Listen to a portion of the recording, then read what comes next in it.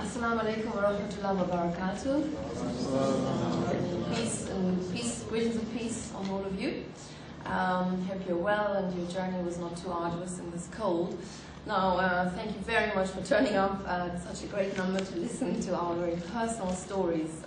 It's a bit embarrassing, but here we go. We were asked to talk about it. Now, before I reverted, which was a long time ago, in 1995 actually, I was living the high life. I had everything a young person could dream of. I was a presenter on MTV Europe, interviewing rock stars for a living.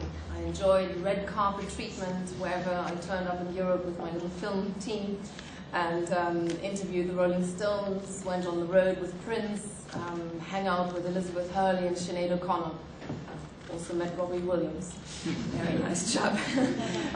Once I went on stage in front of 70,000 people in the last minute before a Prince concert to explain the competition of my program. I had no time to be nervous, I was just pushed on stage, and there were 70,000 people and all cheering. It was like walking on a cloud.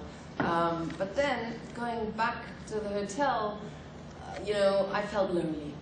I somehow had to come down. My ears were still ringing from the noise, and I was constantly pushed into this high life and then back alone in the hotel, And I thought, although I had everything and I had such a high life, something was missing. I was not really, truly, deep down satisfied.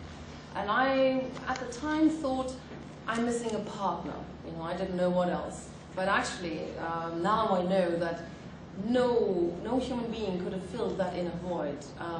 I think it was really only God that could have done that. But God did not feature in my life at the time. Rumi's famous opening verse of his greatest work, The Mathalan, expresses this dilemma quite poetically. He says, "Listen to the reed, how it tells a tale, complaining of," very good, I've got the slide there, "complaining of separation, saying, ever since I was parted from the reed bed, my lament hath caused man and woman to moan. Everyone who is left far from its source wishes back the time when he was united with it. Now the reed is the soul, is a symbol for the soul, and the reed bed is a symbol for God. And of course we want to be united with God, with our source. I just didn't realize that at the time. Eventually, I experienced a deep crisis while I was a presenter on MTV. And at that point, shortly afterwards, I was introduced to Islam. Not by a long-bearded imam with flowing robes, but by a dashing sports star, Imran Khan, who had just won the Cricket World Cup at the time, but that had completely passed me by because I knew nothing about cricket. You don't have cricket in Germany. Unlikely guide to Islam, you may say, but God knows what he is doing, and he also has a sense of humor. It wouldn't have worked if he'd sent a fierce-looking imam, with a very long beard. I don't think I would have talked to him. But there was Imran, and he played me Sufi music by the great Nusrat Fateh Ali Khan. The lyrics spoke of love for the beloved, which then turned into love for the ultimate beloved, God. So I initially learned about higher love, which also Steve Winwood sings about, through Sufi music and poetry. And these poems and songs, I must say, touched me deeper than any pop song on MTV. One poem by Bulleh Shah I like particularly. Phone going on. You have learned so much and read 1,000 books. Have you ever read yourself? You've gone to the mosque and the temple. Have you ever visited your soul? You've reached into the skies, but you have failed to reach what is in your heart. So I became aware of this inner dimension, the spiritual dimension, something I had been interested in the past, but I never really seriously pursued it. And now Imran introduced me to Islam. Now, one of the first things I learned was that Allah is actually the Arabic word for God. And it's the same God that everybody prays to, the creator of the universe, the center of our being. Well, except God wasn't at the center of my being at the time, but he seemed to matter an awful lot to the Muslims I met. And I witnessed how Iran, with an army of volunteers from all around the world, worked so hard, day and night, to build the first cancer hospital in Lahore, where the poor would be treated for free.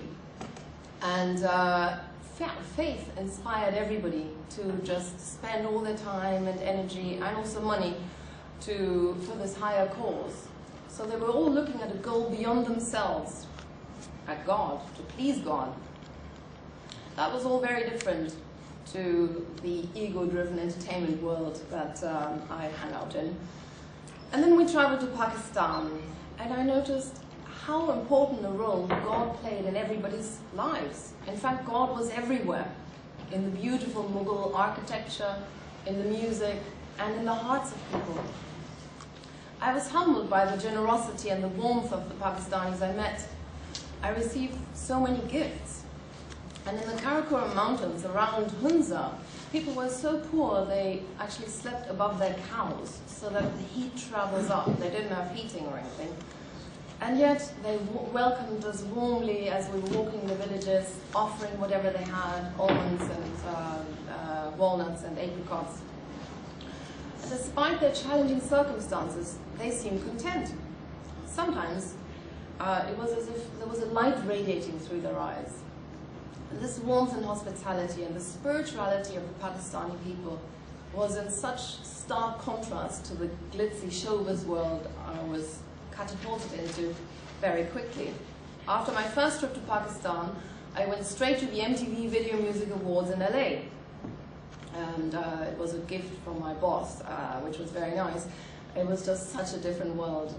On the way to the show, there was a traffic jam of stretched limousines, and rock chicks were flaunting their trunk pouts and barely their miniskirts and their pneumatic chests pointing to the sky, wearing shades at night.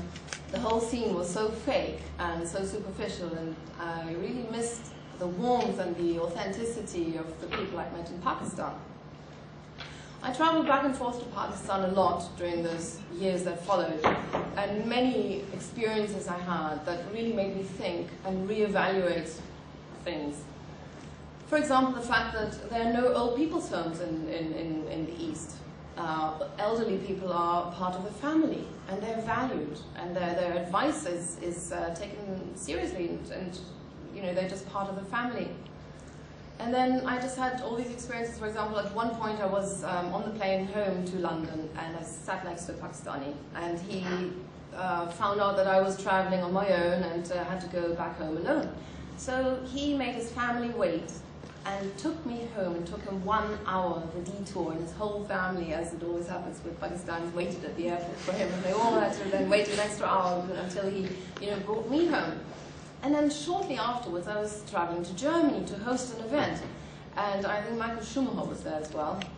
And my television, I had a show in Germany at the time, and the boss of the station asked my producers, "Can I have a lift? Could you bring me to my hotel?" And they said, we need to decide, we need to consult. They consulted with each other in the front, and they said, sorry, it's a 10-minute detour, time is money, we haven't got the time. And you know, it was just such a shock to hear something like that after what had just happened to me. And you know, so many things like that happened, and I just, you know, well, I was just thinking, you know, and reevaluating things.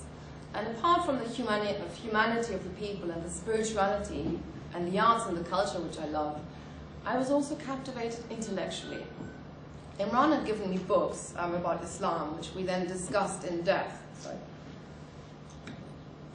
A Man in Islam was the very first book, and it really, you know, was, I like that a lot. The Road to Mecca by Muhammad Asad, Islam and the Destiny of Man by our beloved Gay Eaton, who became a great friend afterwards. The Prophet Muhammad, according to the earliest sources by Martin Lings, all those books and many more. And I must say, the doctrines of Islam made sense to me. There's one God, we worship him indirectly, there are no intermediaries. We're responsible for our own actions. Babies are born pure, not as sinners. There's no original sin. This life is a seedbed for the next life. for the eternal life. And there's one God. Then all the scientific miracles described in the Quran. And there was just so much to discover. It was actually amazing. I was missing this intellectual stimulation actually, having worked on MTV all this time, where it was a matter of leave the brain at home and have fun at work. This is, I was just soaking it all up, because I always loved philosophy. Anyway, what really amazed me was that everything that I read about seemed familiar. There was nothing strange and or foreign. I recognized the prophets. There was Abraham, Moses, Jesus. There were so many commonalities, it seemed, between Judaism, Christianity, and Islam. It was as if Islam was really a continuation of Christianity. It was nothing strange. And what we had in common, the sacred history, the so-called biblical prophets, the ethical values, and so much more. Of course, I had many questions, and there were some stumbling stones to deal with, namely certain women's issues, the role of women in Islam and in Muslim societies. One time, Imran had invited Yusuf Islam to the house for me to ask some questions. And eventually, after all the niceties were exchanged, I blurted out with a question that was really, pressing me, and that was, I asked him about the so-called beating verse in the Quran, Surah 4:34. The answers I received from Yusuf Islam and his friend were less than satisfying, and so Imran advised me to put this issue to the side and look at the spirit of the Quran, look at the overall message, which is egalitarian, and which is pro-women and pro-men. And we shouldn't nitpick, he said, and try and find flaws by picking out single verses, but rather looking at everything in context. And if I didn't understand a point, better to put it aside and come back to it later. Well, it took me 19 years to find satisfactory answers on this one, but that's a subject for another day. Suffice it to say that I realized pretty early on that one must differentiate between culture and Islam and the message, and the religion basically. As time went on, I continued to ask questions, and in fact I was questioning everything, including myself. What was the purpose of my life? Why was I here? What was my role to be? And where am I going? Islam answers these existential questions. We're here to worship and serve God in whatever capacity we can. We need to find out how we individually can best do that, and this became my big riddle ever since, actually. And we come from God, and to Him we return. So I got all the answers in Islam, really. It was amazing. And I started questioning what I was doing, and the point of my job. Increasingly, I felt the futility of it all. And I began to view some of the content shown on MTV with a much more critical eye. Sex sells is a key principle in the entertainment industry, and I questioned its merit. Dressing modestly in order to preserve dignity made much more sense. I thought about the scenes of mass hysteria that I regularly witnessed when hosting big music shows. Young girls with their teeth wearing braces, sometimes passed out from excitement when they saw their favorite pop star turn up on stage. And I was even wondering, this level of adoration, does this border on idolatry? And more importantly, was I facilitating this? Was I promoting this? Even in the Ten Commandments it says, "Thou shalt not have any other gods before me." So then there was the obsession with youth that dominated the entertainment industry.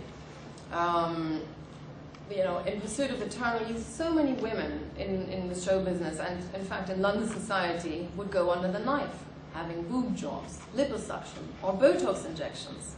But of course, no surgeon, no toxin, no technology in the world can prevent the passage of time. Only our soul is everlasting. And therefore it makes a lot more sense to beautify that. I completely agreed with these ideas, actually. Fashion was another factor. Pakistani women wore more loose-fitting outfits and seemed to be under less pressure than Western women to always diet and be slim and comply to the ideals from the magazines. Islam, I learned, values women for their character, their personality, and their faith, for the inner qualities. And I came across a little saying by Abdul Qadir al-Jilani, who said, God looks into your heart, not at your outer form. He looks at what lies behind the clothes. He looks into your private room, not at your public show. So this notion deeply resonated with me and made me realize how I'd spent years over-preoccupied with my appearance due to the nature of my work. I wanted to make a conscious effort to try and be good rather than just look good, although of course that continued to be part of my job. I slowly began to change from within, and these changes impacted the rest of my life too. I began to wear longer clothes on MTV. It was at the time of grunge, so no one noticed, but eventually when grunge came out of fashion, you know, my skirt length stayed long. I mentioned Nusrat's tour dates on my show, the Coca-Cola Report, and in my German youth show I talked about green issues, you know, apart from music, and also I said things like, you know, have you visited your grandmother recently and stuff like that. You know, I'm not sure how cool it was, but you know, it was important to me because, you know, I was so inspired by what I learned, you know, in the East. And I slowly became more aware of also my own inner voice, my conscience, that inner feeling when we do something good or bad. You know, the Quran says, God gives us signs within ourselves and on the horizons. And in my spare time, I continued reading books on Islam. Went to MTV, worked, perhaps went out, and when I went home again, read about all these Islamic books. Read the Quran, spoke to so many Muslims, scholars, ordinary people, women, men, everybody. Everybody was happy about my interest in Islam and volunteered, you know, as much information as I could have possibly wanted. The whole time was like an awakening.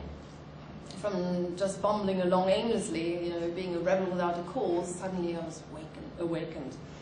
And I gained so much strength from within. And I seriously liked the notion of worshipping no one but God. Just God. Not people, not money, not fashion, not fame, no trends, you know, just God. What a liberation, you know. And I felt that studying Islam really helped me in my life. Oh my God.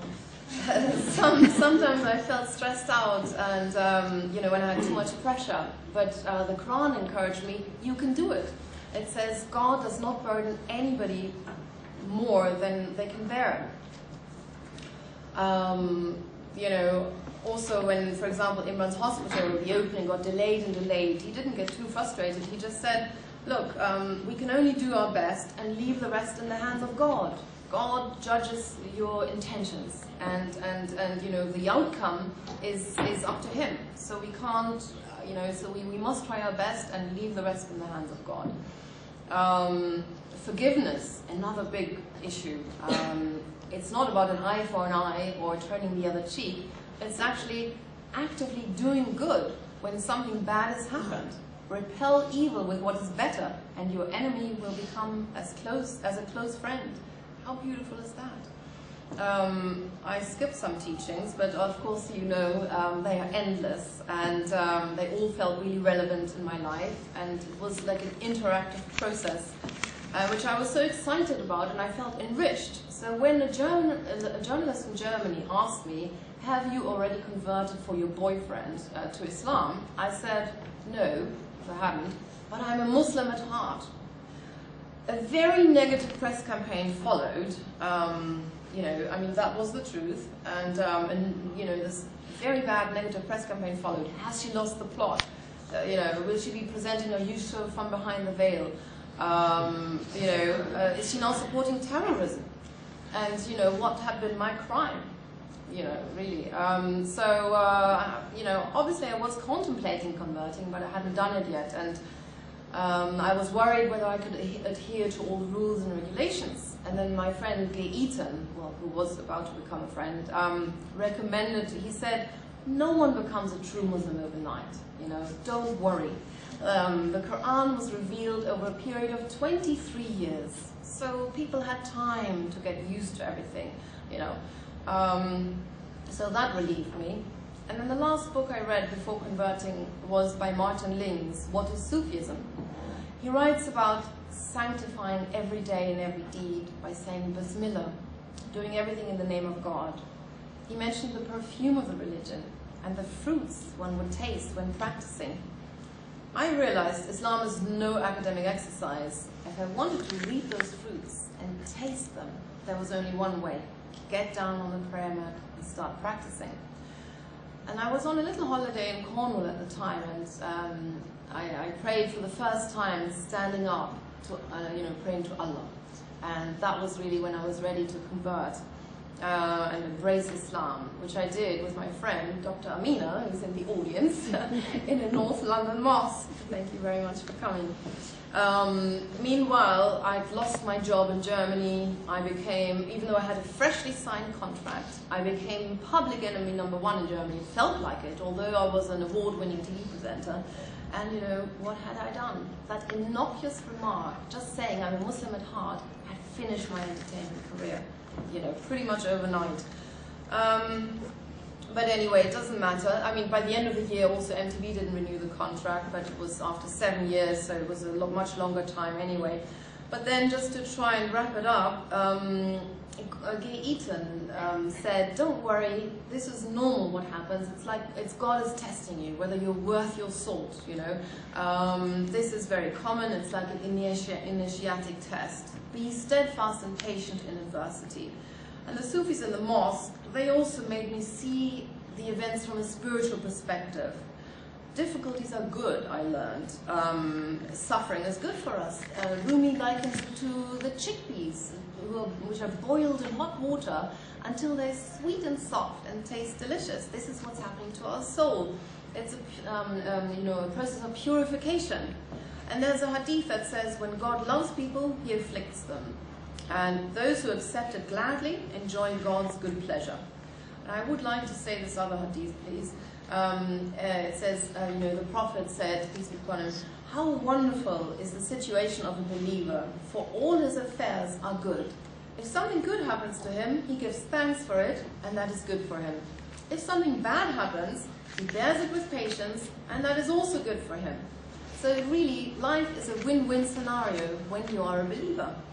And at the end of this difficult year, my dear doctor comforted me with a Japanese saying, because I'd lost my love, I'd lost my work, there I was, reduced to zero. And she said, this Japanese saying, "My house burned down. Now I can see the rising moon." And I wanted to show this rising moon to my audience. And really I realized that actually every spiritual path is the annihilation of the ego. It's all about surrendering yourself, surrendering your will, just surrendering your whole being to God. That's what it's all about. And who said it was going to be easy? I like the image of the spiritual path being the thorny stem of prickly stem of a rose, and at the end, the flower awaits, the symbol for paradise. And obviously walking this path entails a lot of sacrifices, patience, and a great deal of intellectual engagement, research, questioning, and it takes time and effort to change, and courage to make those U-turns, to make a lot of unpopular choices. Giving up alcohol is one of them. I had to literally fight for my right to drink water in the entertainment business. It was not easy, but I managed it. And really, in the end of the day, after a while, I have to admit, God's mercy and his love is always there, and he does help you, he guides you, guided me, sent me gifts, if we're only open to it. My faith is my greatest gift. I would not want to live without it. I always get asked this. And of course, this was only a short snapshot about what happened before, after, and during, and so on, my conversion. I'm working on a book. It's called From MTV to Mecca. I hope one day you'll be able to read a little bit more in detail. Thank you very much.